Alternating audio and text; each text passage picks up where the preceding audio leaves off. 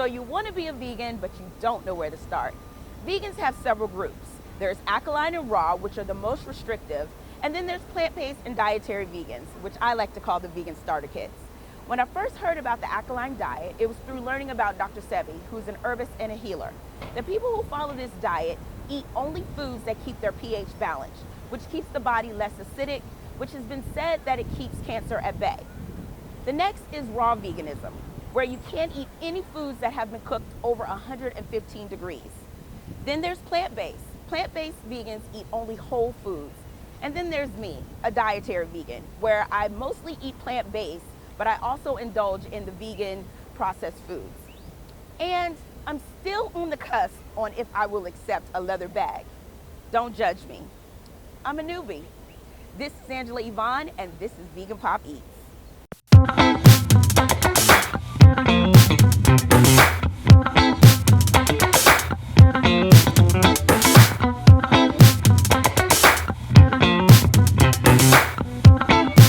Award-winning chef Adam Sobel has been in these vegan streets slinging donut deliciousness with 2 locations, one in Penn Plaza and a food truck that announces its location at 8:30 in the morning. On IG, you have 2 locations to get your convenient vegan fix.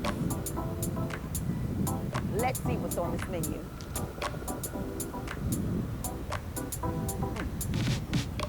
Tell me why you decided to do a vegan food truck. Sure, so I've been working in vegan and vegetarian restaurants for probably about like 12 years or something, and really saw that like most of the people at that time eating in vegan restaurants were like already vegan, and I really wanted to bring this food like onto the street where people would see a huge long line down the block and a display case with all these yummy looking donuts and just like eat it because it looked fun, you know?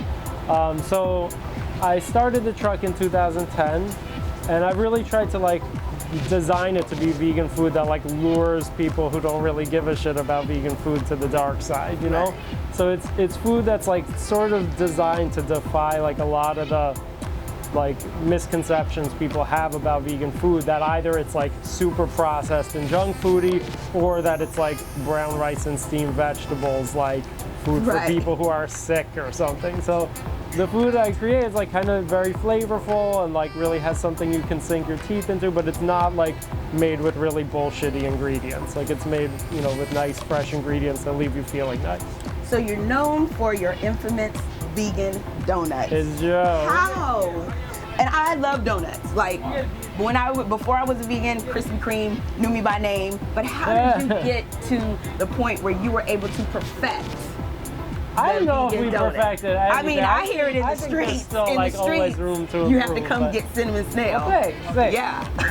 Well, yeah. I mean, that was like one of those things that you could like really lure people onto the dark side, who are like, oh, vegan food's gonna be like salads and boring shit, and like, you know, I part of my goal is to like prove to people like you don't really have to give up anything. You can still eat the foods you love and like not harm animals. So that's kind of that's confirmation. Anything that you want to eat, you can do it vegan, you can be healthy and not harm it. Yeah, like we make a dish that's basically like, in case you want to eat like Vice President Mike Pence's face off, we just carefully craft it out of mashed potatoes, and it's like basically like eating his face, but like it doesn't harm anybody.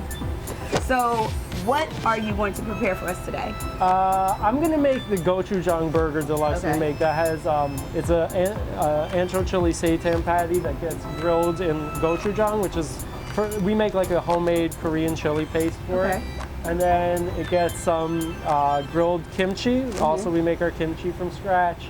Pickled radishes, arugula, this black sesame gomasio, sriracha mayo, and it's on a pretzel bun.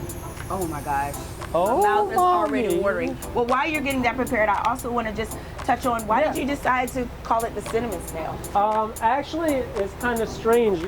The reason for that is that we broke into the White House, and they have like, actually, like, you think it's the president running stuff, but it's just like a robotic, like a Chuck E. Cheese type of man. Right. And like he told me to like call the business the cinnamon snail. So you're a comedian part-time. I think you like jokes. Yeah, that's true.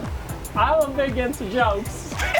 Joke it up. That's my Hashtag joke it up, cinnamon still. So how long? Keep joking it. So how long have you been a vegan? I've been vegan now a little over 18 years because Okay. I went vegan the day my daughter was born. Okay. So that's kind of how I keep track of it. And now she's like, she works on the truck on the weekends and That's stuff. dope. And yeah, she's great. So why becoming vegan? Why was it important for you to do that? So I'd been vegetarian for a while. My wife was vegan, and I really wanted to raise our daughter to be vegan. And first of all, like knew that was not going to be in the cards if I wasn't vegan. Right. But also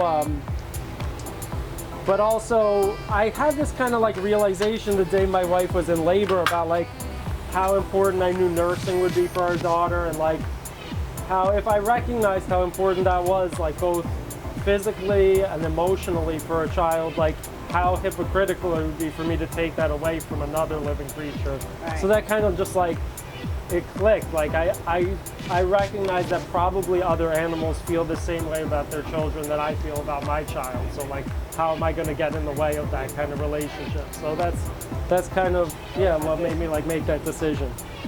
That's amazing. So vegans are basically formed in different groups.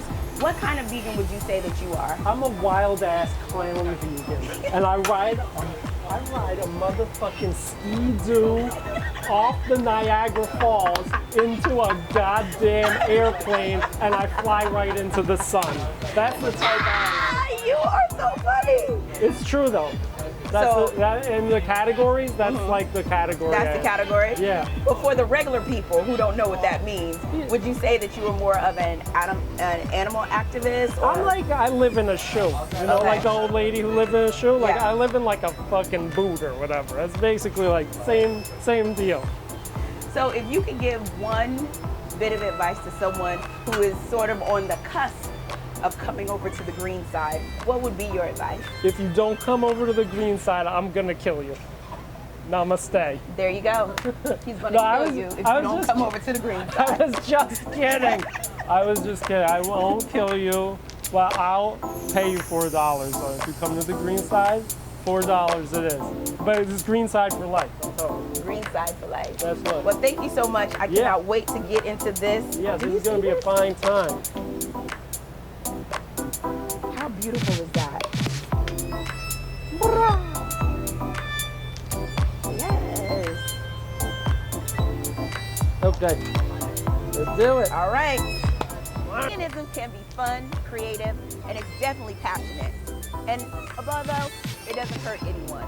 I'm Angela Yvonne, and this is VeganPopEats, where meat is obsolete.